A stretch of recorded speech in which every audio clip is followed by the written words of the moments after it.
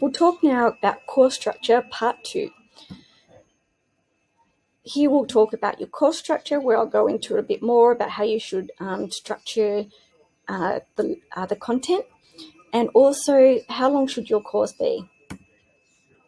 So previously we discussed organizing your content using Asana or post-it notes, and that's because everything is so easy to move around. So post-it notes on your wall or your whiteboard, you can easily move them around between your modules.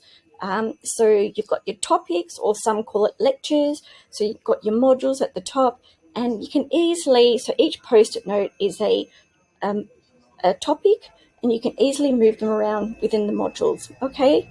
So if you refer to the previous video, you will see that I've explained that in a bit more detail. And you can do the same with Asana. Okay, it's got the same logic, but it's actually digitalized. Okay, so if you use Asana, you've got your project, which can be your course, and then you can have your modules within it, and topics, which also your lecture. So yeah, it's got the same concept. Okay, so when you create a course, think that you're building a house. How would you build the house? Does the roof go first? No. Your foundation goes first. So you can kind of see, your course being like building a house. So you build the house to reach a certain goal, right? And so another good way to do this, instead of starting from the beginning, actually work backwards. Start with your end goal and work all the way to the beginning. Okay, so maybe start with the roof and start all the way to the foundation.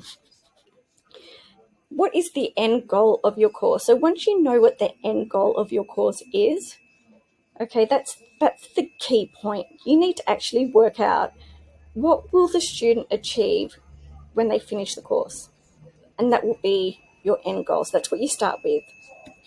Another way to illustrate this is create a roadmap. Like I did with the Airpreneur Course Creator Academy, I've created that beautiful roadmap to show you what the end goal, I want us all to achieve, not just you guys, but me as well, all the way to the beginning. So you start with the end goal. You make it a journey, okay? So you look and you go, okay, where's the student? What journey am I taking the student on? And this will really illustrate it for you.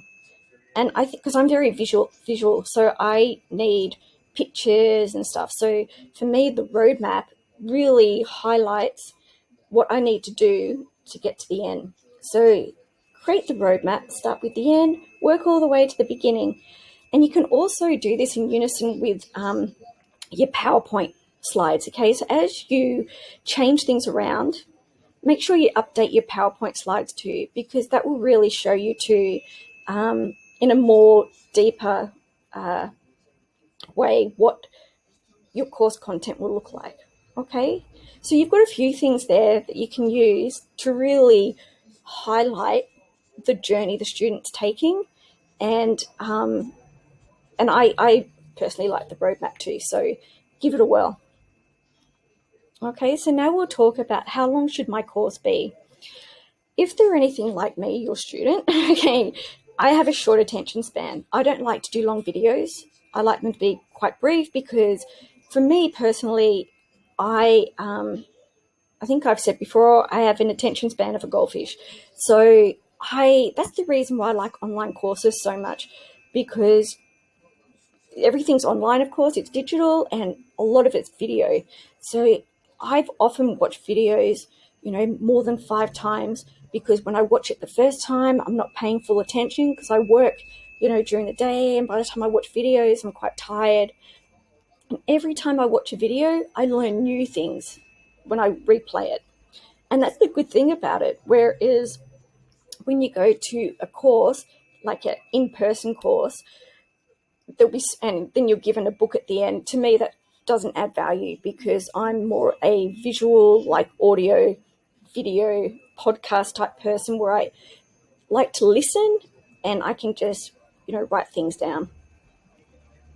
And so I would say 10-minute maximum. So 5 to 10 minute maximum, okay?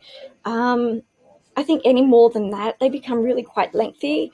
This is in a course. It's different if you're just doing a video to show people things, but when you're in a course where there's so many different videos, yeah, try not to do them too long. I think, and that's the same with your written content as well, 10 to 12 pages maximum.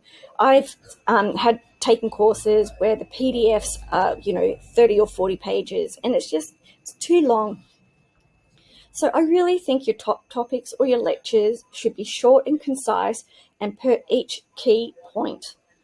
That's really important, per each key point, and simpler is better, not only for the learner, but for you too.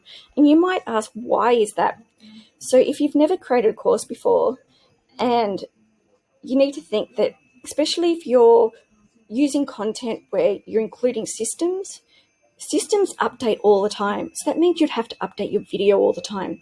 So if you're creating videos that are 20 minutes long, you're going to have to update your video and most likely redo the whole video, which is 20 minutes long. So that's why I recommend the shorter the video, the better. But not too short, because the student needs to ensure that they're learning something and taking away something from that video. So that's important as well. That's key to any video that you create. There must be an objective within that video that they're learning, okay? And they must achieve that objective. And if it has to be more than 10 minutes, that's fine. But, when you've got a course which is all, 15, 20-minute videos, your student will lose interest. So that's why, bite-sized is better. Also, make each video standalone. Don't use the words following on from the last video in your course.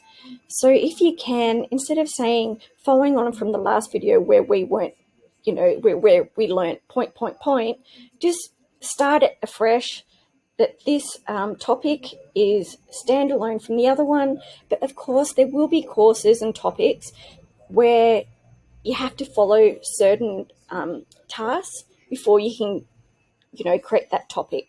Okay, so that's important as well. If that's the case, then maybe you may need to say following on from the video before, but I would try and avoid it as much as possible.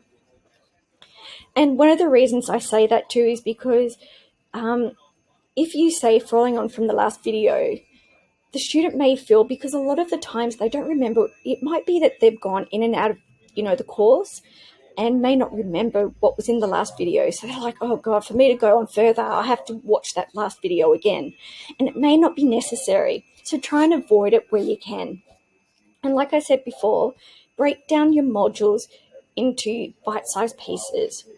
Simpler equals more engagement. That's key. Simple, more engagement. So the key takeaways from this is creating a course is like building a house. Okay, so you've got your roof and you've got your foundation. And pretty much that's right, that's how a course looks. It's all these different layers to get to an end objective. Build a roadmap illustrating the student's journey. I love that one. Simply is better, 10-minute videos max and 10 to 12-page written content.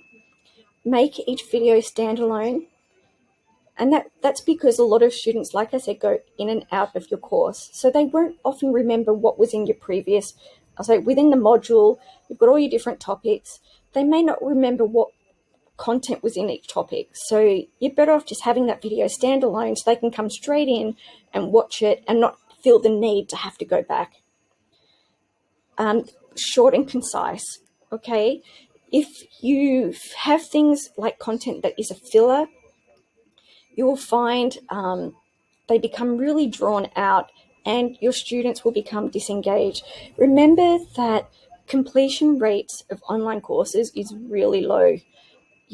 I think it's between 5 to 10%, to a maximum 60%. So it's really low.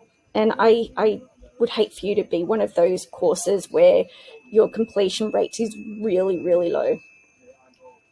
And that's pretty much it for this. I wanted to make it not too long, not too lengthy video. I can always go over more details on your course structure, but I think these will help you to get started.